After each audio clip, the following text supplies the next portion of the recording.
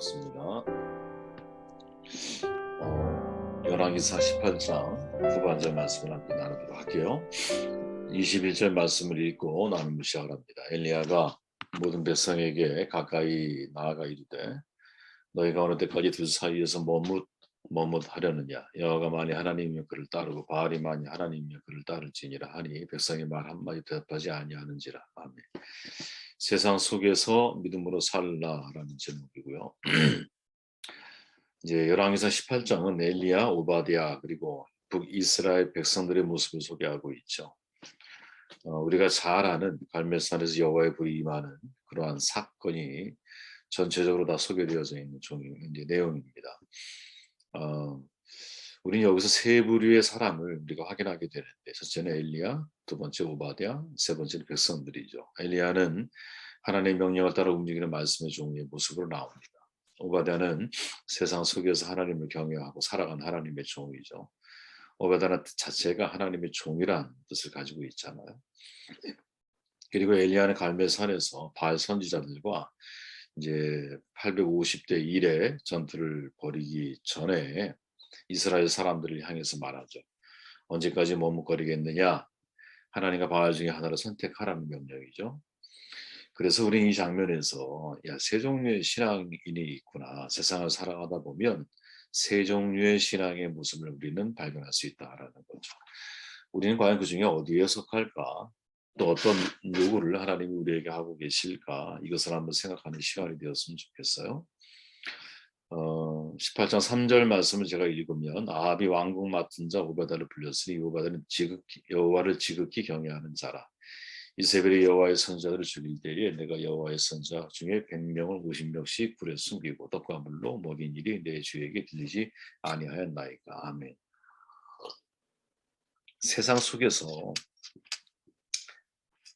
진짜 신앙인의 모습으로 살아가고 있다라는 거죠. 누가? 오바다가 아합의 통치 하에서 제2인자의 삶을 사는 사람이거든요. 이세벨이 여호와의 선지자를 죽일 때 선지자 100명을 이제 50명씩 나눠서 굴에 숨기고 떡과 물로 그들을 돌봐줘요. 대단히 위험한 행동이라 그랬죠. 아합이라는 악한 왕 휘하에 이런 인물이 있었다라는 놀라운 사실이에요. 그죠? 수많은 인물들이 넘보는 조직에 실력과 신망이 없는 사람이 들어갈 수는 없잖아요. 더더군다나 이세벨에게 휘둘리고 있는 아합 악한 왕이지만 그래도 그에게 있어 좋은 점이 있다면 아직 휘하에 탁월한 인물을 두는 눈이 있었던 것으로 그렇게 이제 판단이 돼요. 우리가 잘 알지만 건달 세계에서도 여러분 정말 나의 이인자는 내가 믿을 만한 사람, 성실한 사람 그런 사람을 이인자로 안 치는 거죠. 악한 자의 휘하에 들어가서 일한다라는 것. 그 악한 자의 통치 철학이나 정치 방향을 넘어설 수 없는 것이기 때문에 어느 정도 타협하지 않고 배견할 도리가 없는 것이 일반적인 현상이죠. 제가 어제 말씀을 나눴지만 오바댜는 세 가지 옵션이 있었는데 그중에 오바댜의 선택은 뭘까? 하나님의 섭리를 믿고 자기 자리에서 할 수 있는 일을 한다라는 거죠. 이거 참 중요한 문제라고 봐요. 어떤 분들은 이 오바댜의 공직 생활을 두고서 상황윤리적으로 해석하거나 풀이하려고 하는 분들이 계시거든요. 상황윤리, 조셉 프레츠의 말이지만 다 아시잖아요. 인간의 모든 행위는 사랑이 동기가 된다면 죄가 안 되고 용납할 수 있다는 윤리죠. 그러나 오바댜는 상황윤리가 아니라 섭리신앙을 간직한 사람이라고 저는 판단을 해요.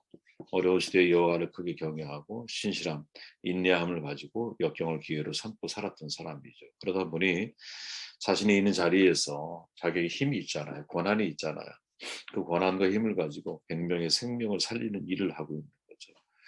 과거 신드롤 리스트나 열방의 의인이라고 칭함받았던 많은 사람들을 떠오르게 만들죠. 그의 마음 중심에는 모든 일을 이끌어 가시는 분이 하나님이라는 사실을 분명히 믿고 있었던 것 같고 이것을 가리켜 우리는 섭리신앙이다. 성경도 말하잖아요. 그죠? 오바다는 여호와를 지극히 경외하는 자 이렇게 소개를 하고 있죠. 하나님을 경외한다라는 거 사실은 이제 단지 하나님을 두려워하는 것만은 아니다라는 생각을 한번 하게 돼요. 제가 오바다를 묵상하면서 우리가 보통 하나님을 경외한다면 하나님 앞에 서 있는 나, 그죠? 신적 존재 앞에 서 있는 피조물로서 한없이 초라하고 약하고 또 부족한 한계를 인정하는 그러한 모습으로서 나를 떠올리기 쉽지만 사실은 여기에서 보면 오바다가 여호와를 지극히 경외하는 자라고 소개하고 있을 때의 오바다는 어떤 사람이냐면 주어진 상황과 환경에 자기가 할 수 있는 일을 행하고 있는 사람이라는 거죠. 그러니까 저는 여기서 야, 경애가 이런 의미로도 이해될 수 있겠구나 하는 생각을 해보게 됐어요. 경애가 뭘까? 주어진 상황과 환경 속에서 내가 할 수 있는 일을 하는 거예요. 할 수 있는 일이 오바되는 뭐였냐? 선지자를 죽이려고 할 때 그 선지자의 생명을 살리는 거죠. 50명씩 돌을 나누어서 떡과 물을 그들에게 공급하면서 자신의 일단 권한이 있으니까, 그죠? 그 권한을 가지고 자기가 할 수 있는 일을 하는 것이, 자기가 자기 자리에서 할 수 있는 일을 하는 것, 이것이 진짜 경외합니다. 저는 이렇게 생각해요. 할 수 있는데 아무것도 안 한다. 이건 정말 내가 하나님에 대한 민감함이 없는 거죠. 누가 아느냐? 하나님이 아신다라는 거예요. 그죠? 내가 이 일을 할 수 있을지 없을지. 근데 우리는 그 하나님에 대해서 내 자신을 세워가는 훈련들을 하지 않으면 마땅히 또 분명히 할 수 있음에도 불구하고 그 일을 회피하거나 또 그 일을 외면하려고 하는 성향을 인간은 가지고 있거든요. 그러나 내가 하나님을 경외하는 마음을 가지고 있다면 이게 내가 할 수 있는 일인지 없는 일인지에 대해서 다른 사람은 다 몰라도 나는 아는 거죠. 우리가 잘 아는 얘기지만 프랑스의 한 청년 레시탕스로 오해를 받아 청년이 감옥에 들어가잖아요. 재판을 받고 사형 언도를 받아요. 이제 수감이 됐어요. 같은 방에 있는 동료들에게 억울함을 막 호소하잖아요. 난 아무 일도 하지 않았다는 거지. 아무 일도 하지 않았는데 내가 왜 사형 선고를 받아야 돼? 근데 하필 그 감방에 레지스탕스 운동을 하는 사람이 있었던 거예요. 그가 이렇게 말하지. 야, 조국이 이렇게 어려울 때 너 아무 일도 하지 않은 거 죽어 마땅한 거야. 이렇게 말해요. 저는 여러분 하나님께서 우리에게 각자에게 재능을 주시고 이제 역사적인 사건들 속에 우리를 보내주셔서 살게 하신다고 저는 생각을 하거든요. 그 사람의 능력에 맞게 일할 것을 저는 원하신다고 늘 생각을 해요. 느헤미야는 여러분 할 수 없는 일을 한 게 아니에요. 할 수 있는 일을 한 거예요. 그죠? 느헤미야는 술 맡은 관원으로서 자기가 그 자리 굉장히 높은 자리니까 이 자리에서 일반 사람들은 할 수 없는 일, 나는 할 수 있다라고 생각하는 일을 고민하고 그 문제를 가지고 하나님한테 접근해 가는 거죠. 그리고 그 할 수 있는 일에 최선을 다하는 거지. 여러분 안드레가 여러분 오병이어를 가지고 있는 소년을 데리고 오잖아요. 이건 안드레가 할 수 있는 최선의 일인 거예요. 그가 나와서 200데나리온을 가지고 떡을 사올 겁니까? 빵을 사올 겁니까? 그죠? 그럴 수 있는 상황이 아니거든요.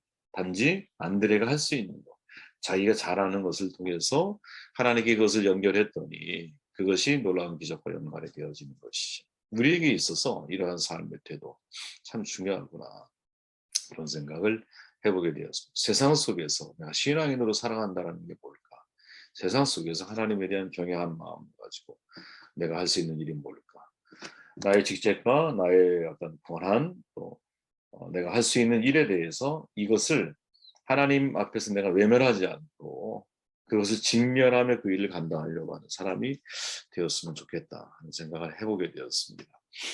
엘리야 40절 말씀이에요. 엘리야가 그들에게 이르되 바알의 선지자를 잡되 그들 중 하나도 도망하지 못하게 하라 하며 곧 잡은지라.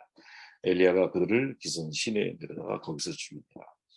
우리가 18장 1절을 보면 여러분 이제 지금 읽은 구절은 바알 선지자를 마무리까지 다 하나님 명령대로 실행에 옮기는 장면이고 1절에 보면 이렇게 말하죠. 많은 날이 지나고 제3년에 여호와의 말씀이 엘리야에게 임하여 이르시되 너는 가서 아합에게 보이라. 내가 비를 지면에 내리리라.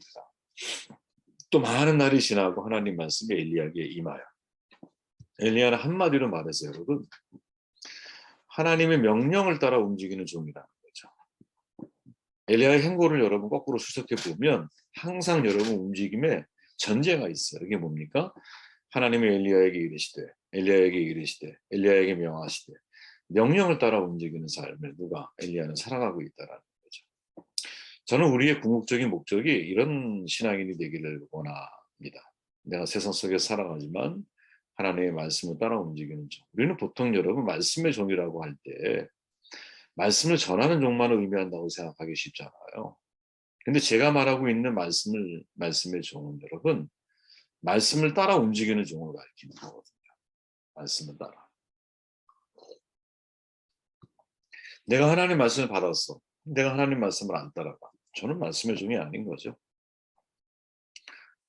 지금 엘리야는 여러분 말씀을 전달하는 역할을 해요. 그죠? 야, 비가 내리지 않을 거야. 바하신을 향해서 날씨를 주관하는 신인데 바하신은 가짜야 이렇게 외치고 있잖아요. 하나님 명령이 이렇게 나한테 왔기 때문에 그런 거예요. 근데 중요한 것은 그 말씀을 전하기 위해 갔다는 거지. 이게 전제라는 거죠. 내가 말씀을 따라 움직이는 종이 될 때 그 말씀이 돼서 사람들에게 역사가 나타나는 것이지. 내가 말씀을 따라 움직이지 않는데 어떻게 그 말이 사람들에게 영향력 있는 말씀으로 전달이 될 수 있을까? 자, 하나님 말씀을 따라 움직이고 있는 그에게 여러분, 까마귀가 먹을 것을 공급하는 기적을 경험하는 거예요. 말씀을 따라 움직였던 그에게 여러분, 그가 선포하잖아요. 기름과 가루가 떨어지지 않는 사건을 경험하게 될 거예요. 아들이 죽었어요. 그 아들에게 자기 몸을 포기하니까 부활하는 사건이 벌어지는 거예요. 갈멜산에 여러분 물을 잔뜩 뿌려가지고 흥건하게 그렇게 제단을 쌓아놓고 여호와여 불을 주옵소서. 불이 내려서 그걸 다 태워요. 그죠? 이런 기적이 세상에 어디 있겠습니까? 굉장히 주목해야 할 장면이죠. 저는 여러분 대부분의 성도들은, 일반 성도님들은 나의 삶을 떠나서 나의 사역을 한다는 것을 겪고 싶지 않다고 봐. 그렇게 어떻게 보면 일반 성도들은 오바댜의 삶이 그분들에게 있어서는 가장 적합한 혹은 가장 일상적인 삶일 수 있겠죠. 여러분 많은 성도들 가운데 까마귀가 주는 음식을 먹고 살아가는 경험을 하는 사람이 사실 몇 명이나 되겠어요. 그죠? 나의 몸을 포기했더니 영원히 살아나는 경험을 하는 사람이 몇 명이나 되겠어요. 여호와의 불을 내리시옵소서. 그 불을 체험하며 살아가는 사람이 몇 명이나 되겠어요. 저는 여러분 오바댜와 엘리야 누가 더 훌륭한 신앙이냐 이걸 논하려고 하는 게 아니라 이제 둘 다 훌륭한 분이라고 저는 생각을 하거든요. 둘 다 하나님 앞에서. 오바댜는 직접 여호와를 지극히 경외하는 사람이라는 칭찬을 들은 사람이고 엘리야는 뭐 그런 칭찬은 없지만 죽음을 보지 않고 회리바람을 다 천국에 입성한 사람 아닙니까? 둘 다 공통점이 뭐냐? 하나님을 경외한다는 거예요. 그럼 차이점이 뭐냐? 오바댜는 주어진 한계 속에서 내가 할 수 있는 일을 하고 있다면 엘리야는 주어진 한계를 넘어서 하나님 말씀을 따라 행동하고 있는 사람이라는 거죠. 서로 다른 역할을 하고 있다는 거예요. 그죠? 주어진 환경 속에서 할 수 있는 일을 찾는 사람이 되십시오, 여러분. 여러분들의 자리에서. 하나님을 경외하는 마음으로. 그런데 여러분들의 마음 가운데 혹시 믿음이 더 있어서 주어진 환경을 넘어서 내가 하나님의 도구로 쓰여지는 사람이 되기를 원한다면 그렇게 살아가십시오. 부르심이 서로 다른 거예요. 부르심이. 오바댜는 여러분 국내 대신으로서 100명의 선지자를 살리기 위해 노력을 하지만 자신이 할 수 있는 일을 한 거야. 근데 엘리야는 여러분 하나님의 명령을 따라서 사라밧과 아보의 아들을 살리고 갈멜산에서 850대 1의 전투를 승리로 이끄는 거야. 둘 다 하나님을 경외하는 사람이야.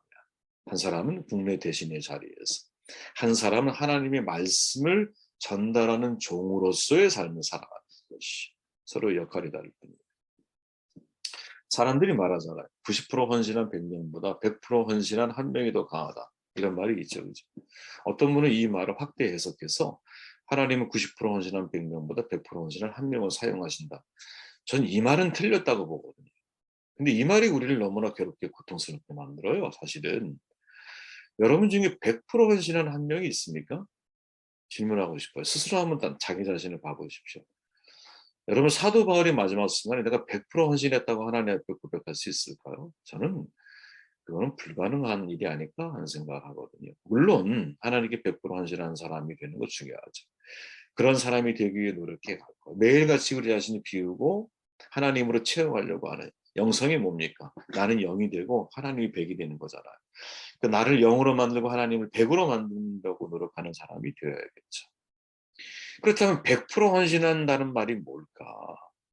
내가 하던 모든 일을 내려놓고 선교사로 헌신하고 목사로 헌신하면 100% 헌신하는 걸까? 오바댜 국내 대신이 자기 자리를 내려놓고 엘리야처럼 살아가면 100% 헌신하는 걸까요? 다니엘과 그 세 친구가 그 자리를 다 내려놓고 내가 이스라엘 사람들인데 차라리 밖에 나가서 굶을지언정 하고 밖에 나가서 살면 100% 헌신하는 겁니까? 아니죠, 여러분. 각자 자기 부르심의 자리에서 하나님을 생각하면서 할 수 있는 일을 하는 게 이게 여러분 100% 헌신해가는 삶의 가까운 핵심이 아닐까? 바울이 말하죠, 여러분. 오직 주께서 각 사람을 나눠주신 대로 하나님이 각 사람을 부르신 그대로 행하라. 내가 모든 교회에 이와 같이 명하노라. 여러분 각자의 자리에서 헌신하십시오. 저처럼 여러분 예를 들어 말씀의 종으로 부름받은 사람도 있을 거예요. 정말 그 말씀을 내가 따라가고 그 말씀을 전달해야 사명이 저에게 있죠. 대부분의 여러분 성도님들은 오바데처럼 각자의 삶의 자리가 있어요. 그 부르신 그 자리에서 그 자리를 선교지라고 생각하고 하나님의 일을 이루어 가시는 거예요. 그 자리가 선교지입니다, 여러분. 네, 물론 밖에 선교를 나가는 분들도 계시죠. 등잔 밑이 어둡다 그러죠. 내가 있는 자리가 여러분 가장 어두운 자리일 수 있어요. 그 자리를 선교지로 생각하고 그 자리에서 선교사 역할을 감당한다면 얼마나 멋진 일일까. 자, 마지막 21절. 엘리야가 모든 백성에게 나아가서 말하죠. 야, 머뭇거리지 마 제발. 그리고 하나님이 만약 여호와가 하나님이면 그를 따르고 바알이 하나님이면 그를 따라. 백성들이 아무 말도 하지 않았다. 이렇게 말하죠. 네. 보이십니까? 네. 엘리야가 백성들을 향해서 여러분 머뭇거리지 말고 선택하라 이렇게 명령하죠. 중요한 게 뭐냐? 제가 여기서 본 중요한 건 뭐냐면 저에게만 중요한 거예요. 이 명령이 여호와의 불을 경험하기 전에 주어졌다라는 거예요. 우리가 보통 여러분 선택을 요구할 때 생각해 보십시오. 이제 이것이 옳은지 아니면 이것이 옳은지 왼쪽이 옳은지 오른쪽이 옳은지를 보여주고 나서 보통 어떻게 해요? 야 선택해 이렇게 말하잖아요. 근데 지금 엘리야는 그게 아니에요. 저는 전에 한 번도 생각해 보지 못했던 생각이었는데 야 지금 엘리야가 제단의 불이 내려온 이후에 선택을 명령하고 있는 게 아니라 기적을 보기 전에 쉽게 말하면 하나님을 체험하기 전에 믿음을 결정하라고 하는 요구죠. 여러분 저는 믿음은 억지로 사람들에게 만들어질 수 없다고 봅니다. 믿음은 여러분 각자가 선택하는 거예요. 우리에게 제시된 증거를 바탕으로 해서 내가 무엇을 믿을지 믿지 않을지를 선택을 하는 거예요. 여러분 도마 기억하시죠? 도마가 제자들이 부활하신 주님을 만난 이후에 말하지요. 야 우리가 주님을 보았다 이렇게 말하니까 도마가 그들에게 야 나는 내 눈으로 그의 손에 있는 못자국을 보고 내 손가락을 그 못자국에 넣어보고 내 손을 그의 옆구리에 넣어보지 않고는 믿지 못하겠어 하고 말하였다. 이렇게 믿지 못하겠어 라고 말하는 것을 주목을 해야 하는 거예요. 많은 이들은 여러분 기적을 보게 되면 사람들이 신앙을 가질 거라고 착각을 해요. 안 그래요. 요한복음 12장에서 말하자면 예수께서 그렇게 많은 표징을 그들 앞에 행하셨으나 그들은 예수를 믿지 아니하였다. 여러분 이게 중요한 장면인 거죠. 아무리 믿을 만한 것들을 보여줘도 결국 믿음을 선택하는 건 누구? 나라는 거예요. 아무리 믿지 못할 만한 사건을 보여줘도 여러분 내가 그 사건 속에서 믿으려고 마음을 먹고 있다면 나는 믿는다라는 거예요. 저는 여러분 하나님이 우리를 믿는다라는 것이 무엇을 의미할까를 고민하면서 하나님이 우리를 믿는 것은 믿기로 작정하는 거예요. 사랑하기로 작정하신 거예요. 여러분 굉장히 중요한 말입니다. 이게. 내가 사랑하기로 작정한 사람은 상대가 사랑받지 못한 행동을 나에게 해도 그건 아무런 의미가 없는 거예요. 왜? 나는 그냥 사랑하기로 작정한 사람이니까. 저는 우리가 사람에 대한 믿음을 여러분 이 하나님의 믿음을 따라 움직이는 사람이 되었으면 좋겠다는 생각이 들어요. 세상 속에서 여러분 내 눈에 믿지 못할 하나님의 살아계심에 대해서 믿지 못할 사건들이 얼마든지 있을 수 있죠. 여러분. 그러나 여러분 내가 그 하나님을 믿기로 작정하고 나면 믿음을 가질 수 없는 상황 속에서 하나님의 은혜가 나에게 보이는 거니까요. 사람은 여러분 보는 대로 믿는 게 아니라 믿는 대로 보이는 거지. 보는 것은 여러분 뇌의 전기 자극이잖아요. 과학적으로 증명이 된 거 아니야. 우리의 눈에 여러분 어떤 걸 보여줘도 여러분 내가 다른 반응을 하잖아요. 그러면 다르게 보이는 거예요. 여러분. 하나님은 여러분 보는 하나님이 아니라 무슨 하나님? 들으면서 믿음이 생겨요. 우리는 말씀하시는 하나님인 거예요. 그래서 우리는 성경 말씀을 듣고 그 말씀을 통해 내 안에서 무엇? 하나님에 대한 믿음을 선택해 갈 줄 아는 사람으로 내가 자라가야 되는 거죠. 선택할 줄 아는. 그죠? 저는 하나님이 우리의 믿음을 테스트할 때 이제 이 엘리야의 모습을 우리가 주목해야 할 필요가 있다고 봐요. 이 모습 속에 하나님이 우리에게 믿음을 세워가시는 방법이 있다. 무엇? 결과를 보기 전에, 그러니까 어려운 염려의 상황을 나에게 딱 내려놔. 그럼 결과를 알 수 없죠, 우리는. 그죠? 그때 내가 하나님에 대한 믿음이 있다면, 믿음을 결정한 사람은, 아, 주님, 제가 믿음으로 어려워도 이 길을 가겠습니다. 이렇게 결정할 것이고, 믿음이 없는 사람은 여러분, 그 환경과 염려를 따라 나의 믿음이 사라지는 거지. 그러니까 제가 세상 속에서 믿음으로 살기라고 결정하면서 같이 나누기 원했던 건 바로 그 부분이에요. 기적을 보기 전에 믿음을 하나님이 결정하라고 엘리야를 통해 말하고 있다. 염려의 상황을 하나님이 나에게 주셨어. 그럼 결과를 우리는 알 수 없지. 그러나 여기서 우리의 믿음의 많고 적음이 결정이 되는 거예요. 부디 바라기는 우리의 삶이 믿음의 삶이 되기를. 말씀을 듣고 기도하시고